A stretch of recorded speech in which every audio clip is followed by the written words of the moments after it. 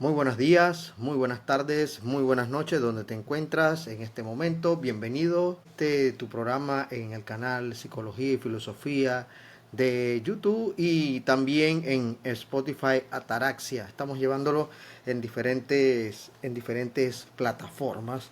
Este estudio de este momento. Esto quedó pendiente del día de ayer. El día de ayer yo no sé qué fue lo que pasó porque la grabación yo la realizo y posteriormente la subo a YouTube. Eh, pero algo sucedió. Espero que esta vez se dé de una mejor manera porque ya había hecho todo el proceso. Y no es más que, como lo había anunciado por allí en las redes, vamos a reaccionar a una entrevista, a un panel que se realizó el día de ayer. Hoy estamos a 28, creo que es 28 de mayo, 28 de mayo de 2025, para cuando vean este canal o esta grabación posterior, 28 de mayo, y es sobre la visión, los puntos que habló el padre Javier Olivera Rabasi, famoso sacerdote que pues utiliza y ayuda a formar por medio de las redes. Él, como muy bien lo dice, él es un sacerdote que saca espacio para utilizar las redes, no lo contrario. Y en este canal que aportamos de las formaciones desde la línea psicológica y filosófica, dio algunos comentarios que me parecen muy objetivos, muy concretos, y estoy espoleando de antemano, y que también la intención también era porque tiene que ver mucho con la tesis que yo desde hace varios años ya vengo argumentando sobre la funcionalidad o el mecanismo, la función de la psicología versus la función del sacerdocio o pues el sacerdote, el que es encargado de los sacramentos, y que demanda tener un conocimiento psicológico para las situaciones con el trato de las personas y que llevarlos a ese encuentro con la verdad que es Jesucristo, con Dios. Y qué papel juega la psicología en esa acción, en ese fundamento. De hecho, es una tesis que estoy levantando para una intención de un libro posterior el día de mañana, pero no es el momento, no es el contexto al cual quiero abordar, porque quiero reaccionar, permítame reaccionar a los puntos de vista que se dio en esta conversación que me parece sumamente interesante. La entrevista creo que era el papel de la psicología y la dirección espiritual. Luego como que va a adentrarse en qué es en esencia el estudio de la conducta humana y había un panel, una psicóloga del trauma, pero más que todo nos vamos a concentrar en los puntos de vista del padre Javier Olivera Rabasi, que me parecen muy atinados, claro, siempre muy concreto, muy exacto, muy aplomado. En todos los que lo conocen sabrán que es una persona que pues forma desde eso precisamente, que hoy muy poco se ve, que es el cuestionamiento hacia la verdad. Voy a ver si esto también me colabora a presentar el video para ir reaccionando con todos ustedes de a qué me refiero. Vamos a ver. Permítame compartir, yo espero que se esté viendo, porque estos fueron los problemas. Aquí está, la entrevista se llama Psicología y Dirección Espiritual, está en el canal del padre, padre Javier Olivera Rabasi, que los invito, no me ha dicho nada, pero si usted quiere profundizar varios temas de la visión cultural, la visión histórica y teológica, esos cuentos históricos, pues este es el lugar y el sitio donde tiene que ir para que no le echen cuentos, como quien dice, ¿no? Entonces, vamos a escuchar, vamos a ver. Que a mi parecer bastante interesante, que es qué es la dirección espiritual, qué es la psicología y qué diferencia hay entre una y otra, ¿no? Porque muchas veces en nuestros ambientes se escucha, yo tengo un coach, yo tengo un psicólogo o yo tengo un director espiritual. ¿Y qué significan estas cosas, no? Pues vamos un poco a hablar de todo ello y para ello nos acompaña como siempre José Andrés. Buenas noches. Buenas noches, un placer Bueno, me estar voy aquí. adelanto a la Y intervención particular. Aquí en está la trauma. pregunta. Y igualmente encantados de que estés aquí con nosotros. Buenas noches. Hola, buenas noches. Y como siempre, para empezar, vamos a encomendarnos al Señor haciendo la señal de la cruz. Por la señal de la Santa Cruz de nuestros enemigos, líbranos, Señor Dios nuestro, en nombre del Padre, Hijo, Espíritu Santo. Bueno, pues Padre, ¿qué nos puede decir de la dirección espiritual? ¿Qué es la dirección espiritual? Bueno, empiezo diciendo que estoy totalmente en desacuerdo con llamarla dirección espiritual. O sea, vamos a empezar con algo disruptivo de entrada. Muy bien. No me gusta el término, no me gusta la expresión, y me parece que es un invento de una corriente de la espiritualidad de los últimos siglos, especialmente llamada la devoción moderna, inventada más bien por los jesuitas. Dicho eso, para comenzar y tirar una piedra, no escondo la mano y explico por qué. A ver, la expresión de dirección espiritual en cuanto tal no existe en Santo Tomás o en los padres de la iglesia, o no existe eso de dirigir a alguien. O sea, el alma, estrictamente hablando, desde el punto de vista filosófico, no puede ser dirigida por nadie, ¿no? Porque al final de cuentas es la voluntad misma, o sea, el apetito racional que uno posee, eso que decimos que son las potencias del hombre, dirá, y justamente San Ignacio, la voluntad, la que va decidiendo, usando bien o mal de su libertad, el bien o el mal, ¿no? Entonces, lo que sí existe, en todo caso, es alguien que pueda aconsejarnos espiritualmente, alguien que desde afuera, con su palabra y con su ejemplo, intente que uno lleve adelante al máximo sus potencialidades o sus talentos, ¿no? Aquello que dice nuestro Señor en el Evangelio de San Juan, que sean perfectos como vuestros padres que están en el cielo es perfecto.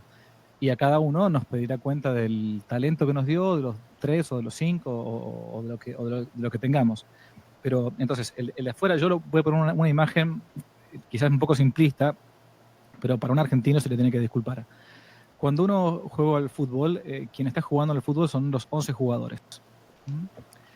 Pero uno puede tener a Messi o no tenerlo, no importa. Pero el que está fuera de la cancha, del campo de juego, es el director técnico. ¿Por qué? No es que esté jugando, pero por tener más experiencia o porque ve desde afuera el partido, muchas veces puede dar indicaciones que el que está jugando por la pasión del momento adentro o por la tristeza, por el enojo, por la alegría, no llega a ver, bueno, da indicaciones, pero al final de cuentas nadie se salva a tener la conciencia del prójimo. O sea, el día de mañana, cuando nos juzgue Dios, si creemos en el juicio como buenos cristianos, bueno, no va a preguntarme qué fue lo que tu director espiritual te dijo que hicieras. Va a preguntar qué hiciste. Y al final de cuentas, la santidad radica en la voluntad. Por eso es que soy un enemigo de esa expresión de dirección espiritual, pero por principio. O sea, porque creo que nadie puede dirigir al otro, podrá aconsejarlo, pero al final el artífice de su propia santidad o de su vida de pecado es uno mismo. Digo, siempre y cuando estén los patos en fila, digamos, ¿no? Si estemos medianamente sanos y no tengamos alguna tara o un problema grave de tipo, en tema no me meto, pero de tipo psiquiátrico, psicológico o físico. Pero bueno, eso es un poco, si queremos, la llamada, el acompañamiento espiritual, o si quieren, entre comillas, esa dirección espiritual. Es alguien que desde afuera ayuda a un ser humano a buscar la santidad. Así de fácil, corrigiendo los hábitos malos que tenga, intentando poner poquito a poco propósitos, educándolo. En gran parte de esto es educación, ¿no? Porque mucho, digamos, podrá perecer un alma por falta de formación, y bueno, y será mejor o peor el director espiritual no conforma que le haga mejor o peor al dirigido, ¿no? O al aconsejado, porque podrá ser un santo, pero capaz que a mí no me sirve. Así como puede ser con un profesional que puede ser el mejor del mundo, pero no tengo buena relación o no lo entiendo, lo que fuere. Pero el protagonista principal es el Espíritu Santo, que dirige al alma, ese sí es el director espiritual, y después el secundario es el alma, y el de afuera, que es de palo, es el que aconseja. ¿Mm? Bueno, aquí la primera intervención, porque en las áreas pastorales pareciese que dirección espiritual puede ser como un proceso cognitivo-conductual en donde va el guía espiritual, llámese sacerdote, llámese religioso, persona de conocimientos psicológicos, pareciese que es la misma la línea de ir acompañando y probablemente en sesiones en donde se va guiando, se va quizás dando objetivos para que pueda alcanzar algunos logros en el aspecto espiritual, en el encuentro con Dios y la verdad, en la realización de algunos actos tanto morales e intelectuales que estén alineados e inclinados hacia la santidad, pero que según el conocimiento que pudiese yo entender, que ese acompañamiento pareciese como que es un encuentro semanal, trimestral, el que hayan llegado a un acuerdo. Muy interesante, porque es allí donde el aspecto con que se puede mezclar una tendencia más científica o más alineado a el proceso de acompañamiento en objetivos, como algunas corrientes psicológicas los utilizan. Hablé del la cognitivo-conductual, habrá otra más conductista, más algunos con aristas de psicoanálisis, aunque ya sabemos que el psicoanálisis tiene una nueva vertiente, pero hay como una mezcolanza en lo que es una guía espiritual y una sesión terapéutica. Qué bueno que el padre Javier Olivera Rabasi está hablando de que nadie puede direccionar a otro sujeto hacia una espiritualidad que posiblemente está sujeta a el sentir y la emoción del quien está guiando. Yo aquí siento y aquí veo la importancia de identificar la dirección versus la orientación. Yo creo que para términos pedagógicos pudiéramos utilizar estas dos visiones. Un tema es la orientar, y debe ser el patrón, inclusive dentro de la psicología también, para que pudiese la persona desde esa búsqueda racional, por eso él habla muy acertadamente, está hablando de la formación racional, búsqueda objetiva de el manejo de sus emociones, y en el aspecto pastoral que aquellos estén inclinados hacia la voluntad que el sujeto vaya descubriendo que quiere Dios de su vida, y eso lo da el encuentro con la verdad, con Jesús. O sea, en ambas atmósferas, en ambas circunstancias es una orientación. Porque también pasa en la psicología que el terapeuta se puede convertir en el director, el orquestador de las funciones y acciones del terapeuta. Y esto es una base clave para un proceso terapéutico. O sea, un proceso terapéutico no está fundamentado en que el terapeuta le diga al sujeto qué debe hacer o qué no debe hacer. Es poder que él mismo pueda encontrar en ese fenómeno de...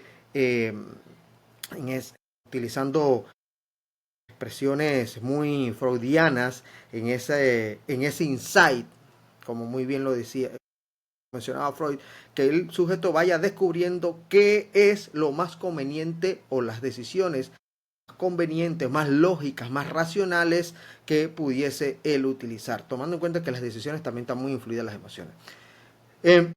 Pero aquí hay otro tema muy interesante, que tanto el guía espiritual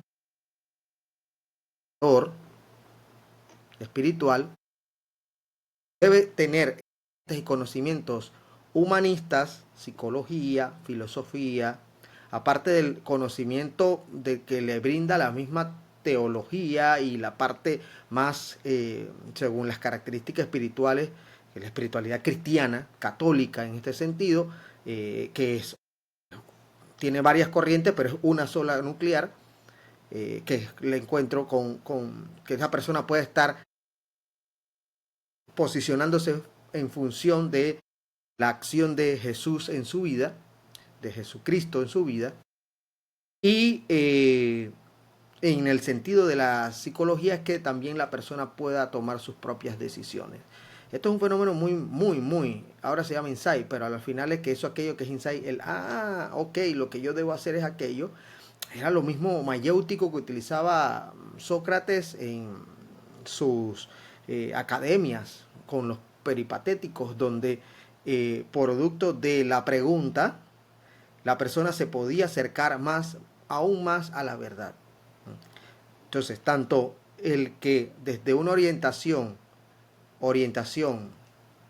que conduce a una vida más sacramental, espiritual, más de vivencia cristiana, y tanto en la psicología el papel es de orientar, no de direccionar. Y aquí este ha sido un hecho que yo he tenido por mucho tiempo, porque el director parece que es el que da la línea al sujeto de lo que debe hacer. Pero probablemente en ese sentido no le permite que la persona vaya encontrando sus propias características con este encuentro de la verdad absoluta. Estoy hablando del encuentro con Dios, desde sus propias características. Y esto tiene un asunto muy psicológico, porque en estos asuntos, si hay resentimientos o hay, como todo proceso puede tener sus dificultades, la persona va a juzgar el proceso o lo que está haciendo en función de quien lo está impartiendo. O sea, esto no funciona, no sirve, no ayuda porque fulano o sultano es que no conoce. Esto en el mundo psicológico.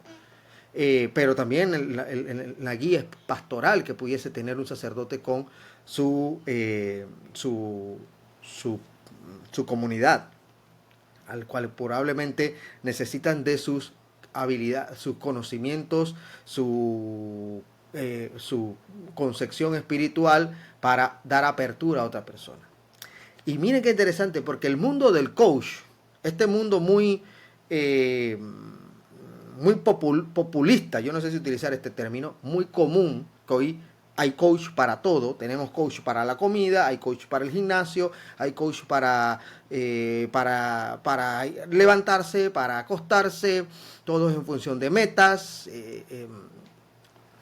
y como que se necesita a la persona para proceder. Y sabemos muy bien que esa no es la línea, no es la línea ni siquiera desde la psicología, y obviamente desde los asuntos, desde los aspectos espirituales, lo que debiese ser. Entonces, muy interesante este punto, porque el funcionamiento, y aquí hay otro tema que me atrevería a meterme en el área, respetando las distancias, ¿no?, de muchos amigos que son sacerdotes también, que pues tienen una habilidad para esa orientación. Pero a veces las personas, nuestras necesidades, utilizan el sacramento de la confesión por esta misma situación, esta misma atmósfera que se puede provocar, como si fuese un espacio terapéutico. Y sabemos muy bien que el sacramento de la reconciliación, la confesión, cuando uno se está confesando, uno es después de un acto de contrición, un acto de reflexión y de mea culpa, realmente producto de lo que hemos hecho, y que esto no es agradable ni para los ojos de los hombres y mucho menos para los ojos de Dios, ya sean pecados veniales o mortales, como el mismo catecismo lo va a dividir. No es buscar en la historia o el recuerdo en la historia de mi vida, en aquello que hizo mi papá, aquello que hizo mi mamá, a veces utilizando un método muy freudiano, psicoanalista, en la que pudiese utilizarse el entorno de la confesión. Con esto no quiero decir que no hay personas que tienen angustia y pudiesen expresarlo, pero creo que sería en otros escenarios, sobre todo con una ayuda colaborativa, si el sacerdote ha adquirido el conocimiento, o pues se está formando en la corriente, en el aprendizaje de la psicología, en el estudio psicológico, porque ahí está de fondo. Pero en el momento del confesión, es expresar lo que hemos hecho, el acto, la situación, el pecado. Lo hice, esto pensé, esto hice, esto aquello, esto lo pensé, lo hice de esta manera, me sentí así, me sentí asá. Yo no sé si la expresión que voy a decir sería la más apropiada, pero es vomitar el acto, la situación y el acto de arrepentimiento, porque si lo estamos mencionando es porque realmente existe un arrepentimiento real de lo que se está dando. ¿Sí? No es simplemente un acto ritual, como a veces pudiese ser interpretado. Michel Foucault va a decir, se le ha quitado al clero la capacidad de dar orientación y se le ha dado al psicólogo. Y personas que ponen esto en disputa, algunos dirán, no voy al sacerdote porque esto es muy religioso, me voy donde el terapeuta, pero se encuentran con un terapeuta muy inclinado a la escuela de Frankfurt, muy marxista materialista, muy de la corriente freudiana, sexualizada en todo, y pudiese encontrarse una persona que, si no, obviamente no es necesariamente, no necesariamente debe ser un creyente, o al menos un creyente que utiliza hablo un creyente, un cristiano católico que utiliza la ciencia psicológica para poder atender las conductas de las personas. Y el tema de la conducta es muy interesante. Ahora quiero que veamos lo que dice el padre. Esto puede utilizar esta terapia desde otra nueva visión, ¿sí? Una nueva visión más humana, más esencialista, menos influida por las tendencias de las corrientes modernistas dentro de la psicología, que esta es mi opinión, mi punto de vista, a veces causan más agravios o más situaciones frustrantes que mejoras. No todo, pero bueno, son tesis y teorías que están allí y que se pueden utilizar, pero no es todo en todo. No es todo en todo. No sé si me lo voy a explicar. Bueno, mira, después aquí hay una entrevista a la misma terapeuta que me pareció un poco divagante, la verdad, honestamente. Pero quiero volver a entrar acá a la intervención del padre Javier Olivera Rabasi. A ver, aquí, creo que están aquí. A ver. Cuando hablabas de lo de rezar, ¿no? Es verdad que siempre viene bien rezar. Ya está. No sé qué opinión os merece al respecto. José Andrés, ¿quieres comentar algo? Yo creo que así el padre Olivera Rabasi, ¿no? Que si puede contestar, porque ha hecho una disertación, Amparo, muy interesante, si podría darnos algunos apuntes para poder entender, ¿no? Desde la otra visión, desde la visión más de sacerdote. Bueno, mira, yo aparte de ser cura me he intentado dedicar desde joven a la filosofía. Saben que mi mamá es psicóloga, en eso no. Así que ha intentado, pobre, subsanar sus errores conmigo y tratar de corregirme con el tiempo, pero no, fuera de broma. Quizás todos conozcan, o muchos conozcan, quién fue Erich Fromm, que no es justamente un pensador necesariamente tomista, ni mucho menos. Yo hace algún tiempo publiqué un artículo sobre las pasiones humanas en Santo Tomás de Aquino. Yo creo que no existe hasta el día de hoy en ningún lado, por cierto, creo que no existe. Algún día tengo pensado... Padre está hablando de el psicólogo social de la escuela de Frankfurt, se le atribuye a la escuela de Frankfurt, pero que tiene una visión bastante... A ver, ¿qué es la escuela de Frankfurt? La escuela de Frankfurt es la escuela donde habían varias especialidades humanistas, filósofos, psicólogos, antropólogos, en la que utilizaron las tendencias marxistas o ideologías marxistas, no solamente al mundo económico, sino a otras zonas de las conductas humanas, a las que acabo de mencionar, entre ellas la psicología. Allí nacieron varios pensadores, entre esos Fromm, pero cuando uno analiza, porque yo todavía debato si el nacimiento de las literaturas y las obras de Fromm son per se Frankfurt, de la escuela de Frankfurt, porque encuentro un asunto bastante esencialista, si se quiere decir, más tomista, más aristotélico, una visión filosófica de la psicología que, bueno, el padre lo va a explicar. Escuchemos. O hacerlo, si Dios quiere, en breve. Una universidad donde se dicte la carrera de psicología, ¿sí? Con un fundamento claramente tomista que vaya hacia la terapia y no meramente lo teórico. Porque el gran problema que Ya tenemos nosotros existe, ahora... padre. Padre, Sí, ya existe. ¿dónde? ¿Dónde? ¿En Barcelona? La Universidad Finisterre en Chile. Bien, buenísimo, perfecto. Entonces, Yo la verdad no sé si eso es tal cual, al menos en el contexto panameño no es así. Un alineamiento totalmente tomista no tenemos. A veces en nuestras facultades, no digo que todas, pero es una sola línea psicoanalítica, freudiana, modernista y pues con matices posterior de la escuela de Frankfurt. Eso es la verdad.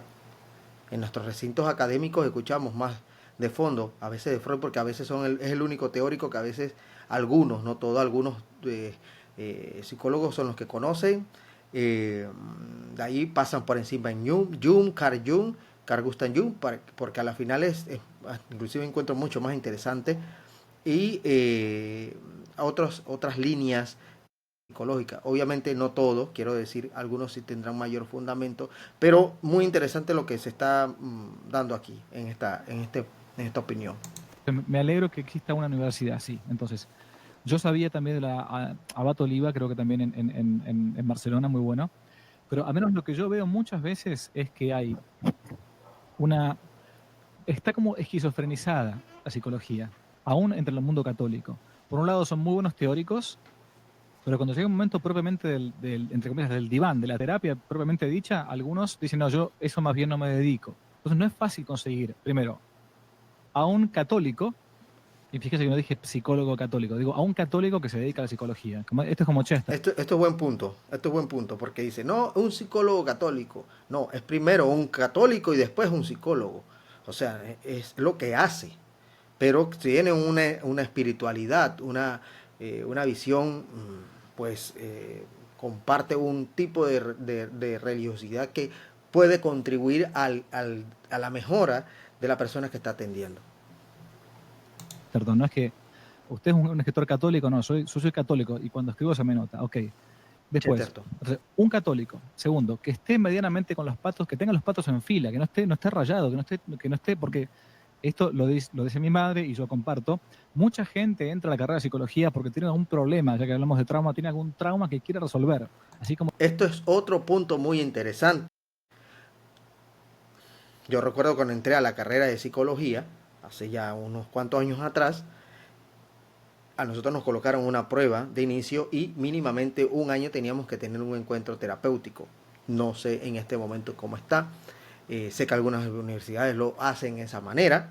Pero también a ver con qué terapeuta, con qué especialista se está tratando también, ¿no? Pero sí, ciertamente a veces esto es como meramente lo que desde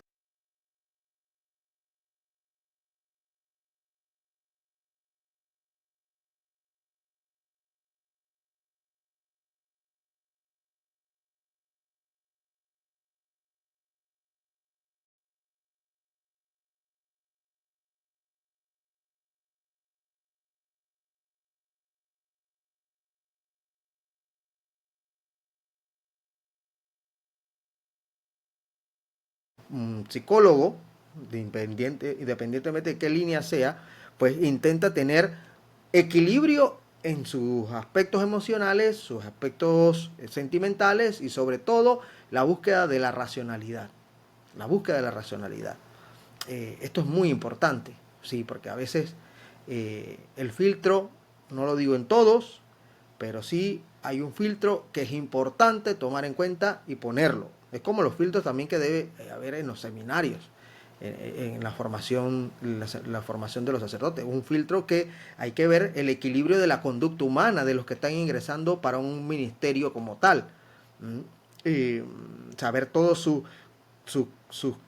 potencias anímicas, potencias emotivas, pues sus potencias racionales o irascibles, si quieres darle un término más atomista. Como yo me voy a poner a estudiar, no sé, medicina del deporte o dietología porque tengo anorexia o bulimia, ¿ok? Pero tenemos psicólogos que estén con los patos en fila, no son muchos, vamos a ser sinceros. Después, que a su vez previamente tengan una fe católica arraigada. Y en tercer lugar, aún sin una gran fe católica, y no estoy hablando que sea un santo, uno le pregunta a un psicólogo cualquiera, ¿qué es el hombre? ¿Qué es el hombre? O sea, empecemos por... Y no te saben responder. O tenés un pensamiento cartesiano donde el hombre es simplemente un fantasmita dentro de un cuerpo y no hay una unión sustancial, entonces no se puede llegar a lo que decía recién la doctora, o sea, no hay somos como, estás disociado, Una entonces te agarra disociación. un cura, como dice ella, espiritualista, y te dice todo es propósito, todo es vía sacramental, y no es todo eso, es una parte de eso, pero si está, decimos que Holístico. eh, eh, gratiam supponit naturam. O sea, La gracia supera la la naturaleza. gracia supone la naturaleza. Si tenés una naturaleza que está arruinada, está destruida, por más gracia que te llegue, y es como un colador. Entonces tenés que resolver la parte humana, porque si no, no anda, no funciona la cosa. Bien. ¿Por qué le digo? No quiero ser muy, porque esto es un conversatorio, no quiero dar una charla, pero quiero dar un párrafo cortito que publiqué hace muchos años en un artículo sobre las pasiones animales en el sentido no del perro o el gato, las pasiones del alma en Santo Tomás de Aquino, ¿no? Y yo puse un pequeño texto justamente de alguien que no puede ser tildado de un fundamentalista, ni mucho menos, que fue Eric Fromm, que dice así, escuchen esto, muy cortito. Se llama así el texto, Psicología para no psicólogos. Y el texto cortito dice así, Eric Fromm, cito, generalmente se considera que la psicología es una ciencia relativamente moderna.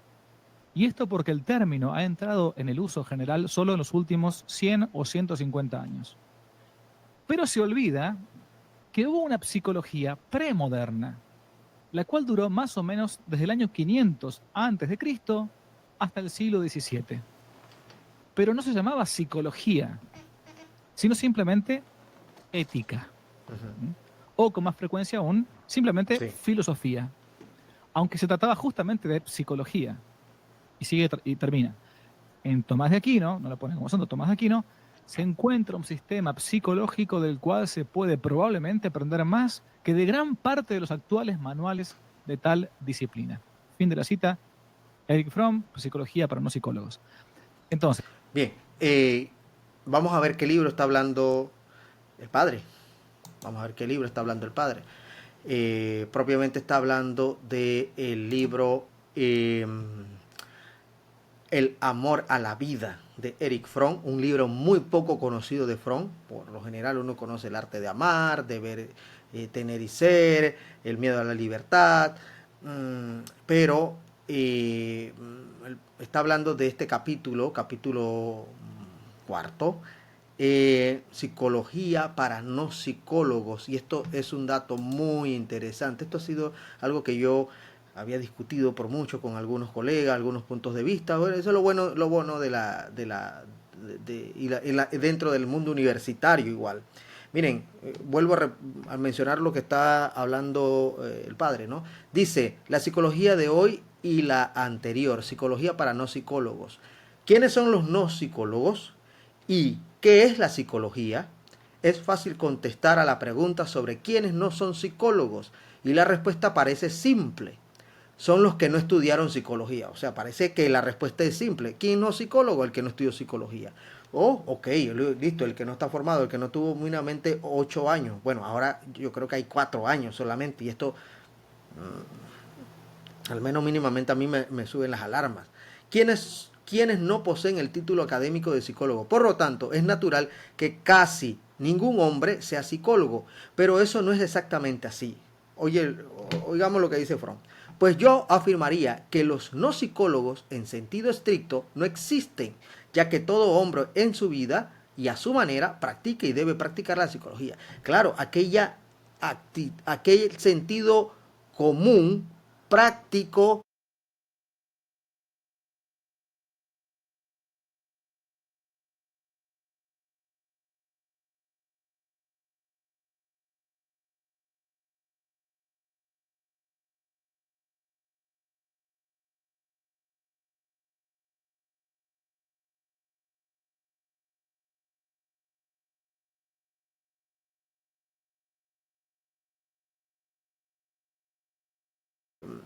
Esto es sabiduría que es extraída del cristianismo y que se convirtió en sabiduría popular. Dice, debe saber qué le ocurre a otro. Debe tratar de comprender a los demás. Eso pasa en el día a día. El que comprenda al otro meramente empáticamente, no simpáticamente, empáticamente, ya está haciendo acciones de la conducta humana, del estudio de la conducta humana. Tenemos incluso que prever cómo se comportarán los demás. Para ello no entramos en el laboratorio de psicología de una universidad, si es que no hay el por qué entrar, sino que entramos sin que tengamos que decirlo en el laboratorio de la vida. Y qué mejor área para aprender las conductas y saber la movilidad anímica del sujeto que la propia vida. Dice, en la que podemos examinar todas las experiencias y casos que nos presentan y reflexionar sobre ellos. Por lo tanto, la pregunta más bien debe ser, ¿es alguien psicólogo o no psicólogo? Sino más bien, esa no es la pregunta, sino ¿es alguien buen o mal psicólogo? Esa es la pregunta que hay que hacerse de fondo. Entiende el concepto de la humanidad no solamente desde un aspecto científico, de aplicaciones de prueba, de escucha pasiva, o entiende todas las facetas. Porque, a ver, quiero ser bien honesto con a veces, como que la psicología es solamente colocar pruebas. Esto es como en el fenómeno de reclutamiento. El psicólogo que está en reclutamiento es el que coloca pruebas, más nada, e interpreta la prueba. ¿Y qué pasó con todas las aristas que eso conlleva? ¿De dónde vienen las probables situaciones? ¿Qué hace que una persona no tenga ese encuentro consigo mismo, que se busque, que se cuestione, que esté en búsqueda de quién es tu identidad, de esa quizás que está fragmentada desde las primeras etapas de su vida?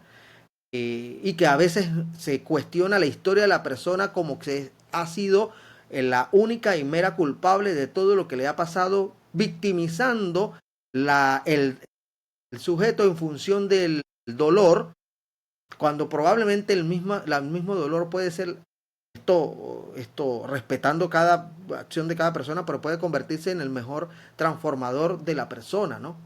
Entonces, ¿y en qué el estudio de la psicología podría ayudarlo para ser un mejor psicólogo? Bien, dice acá, esto es lo que mencionaba el padre. Con esto llegamos a una segunda pregunta. ¿Qué es la psicología? Esta pregunta es mucho más difícil de contestar que la anterior. Y aquí es el problema, el por qué. ¿Por qué quedamos solamente aplicaciones de prueba, terapias de tercera generación, muy teórico, pero muy poco práctico? Dice, esta pregunta es mucho más difícil de contestar que la anterior. Nos lleva un poco de tiempo. Etimológicamente, psicología, aquí está la clave, significa la ciencia del alma. Y ciertamente tiene asuntos, aquí me detengo, aquí lo he marcado, al acercarse a la materia, la materialidad y sus accidentes, utilizando términos aristotélicos, nos estamos acercando a su esencia, o mejor dicho, a su substancia, a lo que es y no puede ser otra.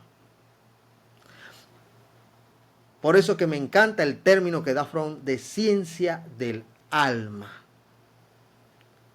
O sea que tenemos una colaboración, una complementariedad, si se quiere decir, con ese encuentro espiritual que va a concluir un sacerdote con conocimientos humanos, psicológicos y espirituales, obviamente espirituales, porque sí hay veces que también eso pudiese escasear. Dice, pero esto nos dice muy poco acerca de qué es propiamente esta ciencia del alma, cuál es su objeto, qué métodos emplea, cuál es el fin. La mayoría de los hombres piensan que la psicología es una ciencia relativamente moderna. Miren lo que dice Fromm. Opinan eso porque la palabra psicología se difundió en general en los últimos 100 a 150 años. Olvidan, sin embargo, que hay una psicología anterior a esta, que se extendió más o menos desde el 500 antes de Cristo hasta el siglo XVI, aunque no se le haya llamado psicología, sino ética. Ojo que la palabra ética quiere decir costumbres, atemporales de hecho, ethos. Y también más frecuente, filosofía. Esto lo mencionó el padre hace unos minutos. Pero no era otra cosa que psicología. ¿Cuáles eran entonces la naturaleza y los fines de esta psicología premoderna? A esto se puede responder muy sucintamente. Era el conocimiento del alma, con el fin de convertirlo en un hombre mejor. La psicología tenía entonces la motivación moral, no solamente científica, y hasta podríamos decir religiosa y espiritual. O sea, se intentaba llegar a la trascendencia desde la inmanencia. Era un asunto inclusive metafísico. Y aquí yo quiero dar un alto, porque lo que quiero reaccionar es que la importancia de la formación en el conocimiento del pensamiento humano, sobre todo de filosofía. Un psicólogo debe prepararse filosóficamente. Al hablar y formarse filosóficamente, no solamente verá la conducta humana desde lo que observa el fenómeno kantiano, sino sabrá que también existe un noumeno, aquello que no es tan visible. Y a veces pasa que la formación filosófica del psicólogo, candidato a psicólogo, es muy escasa, es muy limitada.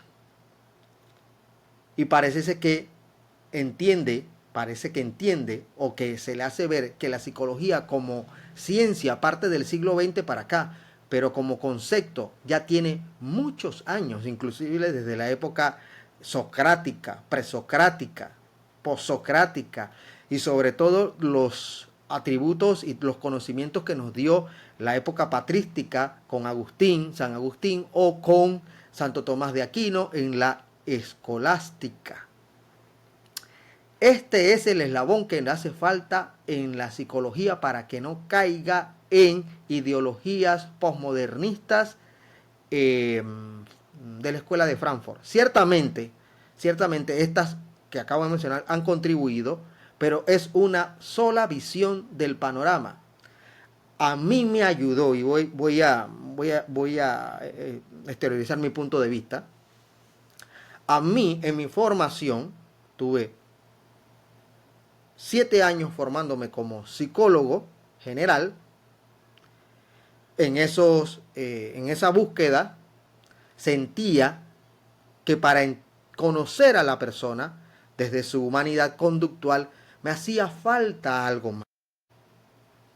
Me hacía falta algo más. Tuve siempre entornos de grupos juveniles y todo aquello, pero sentía que me faltaba algo más. Después descubrí que necesitaba la visión más ontológica desde el ser, la visión más teológica de su fin, hacia dónde va, y su visión más epistemológica de su comienzo.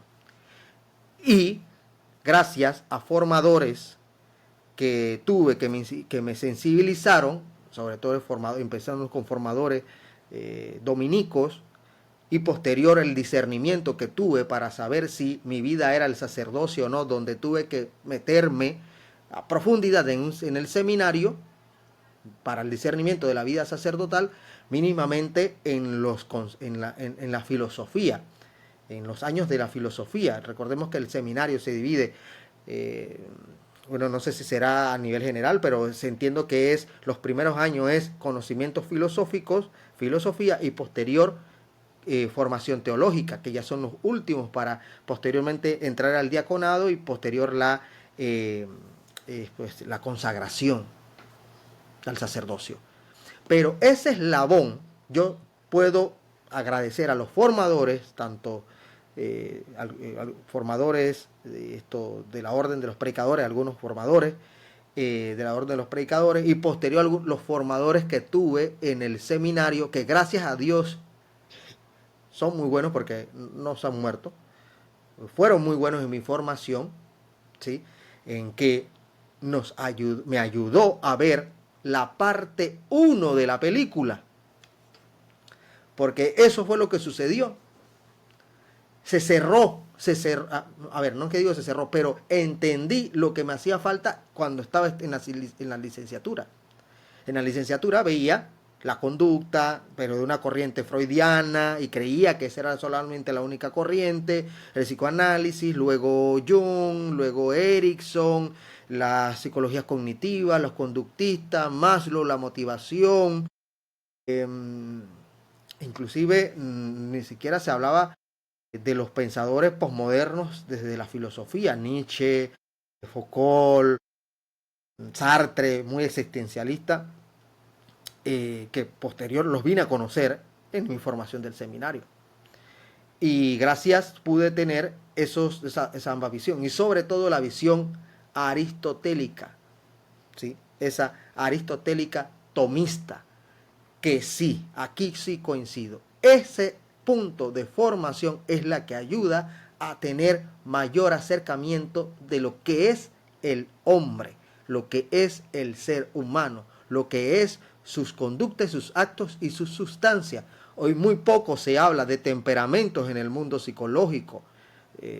Todo hablamos de personalidad, pero hay que profundizar desde de los temperamentos. Y este no es un asunto tomista, es inclusive un asunto desde los presocráticos de Galeno, de Hipócrates, y que son fundamentos del conocimiento de la conducta humana. Entonces, cuánta verdad lo que se está hablando, sobre todo los puntos de vista del padre Olivera Rabasi, coincido con la gran mayoría, tal cual, con lo que se está viendo. Vamos a seguir escuchando, a ver, y reaccionamos. Entonces, yo estoy de acuerdo en líneas generales con la doctora totalmente, pero necesitamos nosotros primero curas que sean animales racionales, por empezar, y que a su vez tengan una formación elemental mínima en antropología o filosofía del hombre, y después en lo que podríamos llamar la vida espiritual o la espiritualidad católica. Hoy, lamentablemente, tenemos sacerdotes que no tienen buena formación filosófica y por lo tanto después no podrán entender muchas cosas, y tampoco tienen buena formación en la vida espiritual. Los grandes manuales de espiritualidad no existen más, no se conocen más. O sea, Rollo Marín no existe más, Garrigou Lagrange no existe más, Santa Teresa, San Juan de la Cruz, los grandes maestros del alma, digamos, ¿no? Miren, y a veces estos que está mencionando, que son algunos doctores de la iglesia, algunos pensadores de la iglesia, algunos santos, quizás pueden ser, alguien dirá, bueno, David, es que tú estás muy religioso, estás haciendo el asunto, estás mezclando tus valores personales con los valores, del paciente, de la terapia. Es que no hay que hablar, hay que estar de acuerdo en el fondo. Probablemente quien lo da, la forma, no es lo más importante, porque uno interioriza los conceptos que habla, por ejemplo, Santa Teresa, hablo de Santa Teresa de Jesús, hablo de San Juan de la Cruz, hablo de San Francisco de Sales, hablo de estos grandes acciones que contribuyen al proceso terapéutico, si queremos llamarlo así, para que esa persona pueda confrontar la vida, pueda tomar decisiones y poder sentirse pleno, equilibrado, satisfactorio, y pues abrazando la situación que le está pasando. Sí, ciertamente la psicología aporta cambios, pero a veces se tira a ver, como conejillos de India, a ver cuál es la mejor terapia para la persona que se está llevando. Y aunque yo mi línea particularmente es la psicología organizacional, lo veo de todas maneras. Yo pues en el área organizacional veo que a veces se habla mucho del éxito, del objetivo, del alcance, de los méritos, de las habilidades, pero en el fondo estamos hablando de virtudes, porque una persona pueda estar consciente de su trabajo y su responsabilidad. Hay que hablar de las virtudes cardinales, que se aproximan a las teologales. que es el esfuerzo del hombre para poder adquirir aquellas que son de regalo. Bueno, todos esos temas son fundamentales en esa realización, en ese conocimiento. Que podemos llamar los grandes, entre comillas, psicólogos, si queremos, ¿no? Y entre los psicólogos, por cierto, de las universidades laicales o pseudo-católicas, en su inmensa mayoría, es un grupo de gente con la mejor de las voluntades, y si no está un poco rayada o es coherente, tiene una formación decadente. Y esa Sí. gente es la que después va a recibir a la persona que ya no se confiesa más. Porque antiguamente, sin caer en el espiritualismo, Sí, muchos de estos problemas se resolvieron en la confesión. sí. Hoy con toda esta corriente psicoanalítica, lacaniana o locaniana, Ahí está lo que estaba mencionando. freudiana, sexista, pornocrática, la gente termina peor de lo que entró. Así es. Entonces hace falta, para que esto vaya de la mano, que el psicólogo esté en su ámbito propio, que el cura en su ámbito Así propio, es. pero que conozcan mínimamente las bases de sus propios ámbitos esenciales. Y me atrevería a unir a lo que es la opinión que una va a ser la parte probablemente introductoria de un proceso más intrínseco, interno, más espiritual, más almático de ese encuentro con Dios, que es la acción pastoral de un sacerdote. Pero dirección y la acción que deben tomar. Miren, algo que a veces se obvia, aquí dice Tomás, Santo Tomás de Aquino, dice acá, miren, estos ya conceptos tan presentes al día de hoy, muy pocas veces se conoce qué son las pasiones del alma, y las pasiones del alma son, para poder entender dónde están los dolores de la persona, hay que leer esto es parte de la Suma Teológica. Respondiendo Tomás dice, las pasiones concupiscibles, él habla de las pasiones concupiscibles, aquellas que son de deseo o de gozo, aquellas que se fundamentan por el deseo o el gozo. Dice, tienen más amplio alcance que las irascibles. Las pasiones irascibles son aquellas que tienen que ver desde la razón, desde la aceptación del miedo o de la alegría. Dice, en efecto, en las pasiones concupiscibles se encuentra algo perteneciente al movimiento como el deseo y algo perteneciente al reposo como el gozo y la tristeza.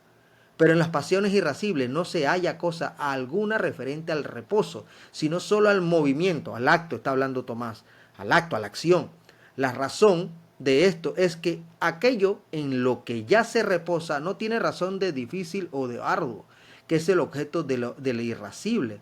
Ahora bien, si siendo reposo en el fin del movimiento es anterior a la intención, pero posterior en la ejecución, luego si se compara las pasiones del irascible con las del concupiscible, que significan reposo en el bien, evidentemente las pasiones del irascible preceden a las concupiscibles en el orden de la ejecución.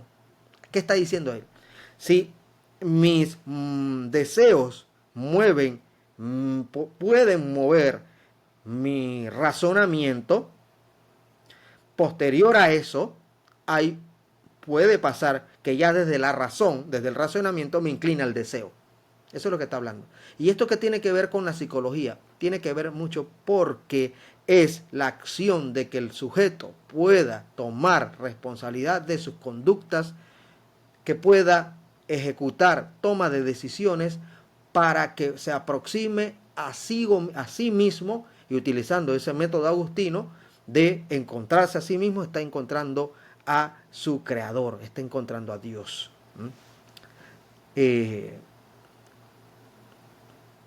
No todo es Freud, no todo es Erikson. A ver, y Erikson, que es muy buen autor, pero como muy bien lo está mencionando el padre, nos quedamos simplemente en la teoría. En definitiva, tanto el sacerdote debe tener herramientas, conocimiento, formación, y esto es muy importante porque ambos somos formadores, educadores, pedagogos. Desde la pedagogía, formar y enseñar. Yo pues apuesto a la psicoeducación, pero una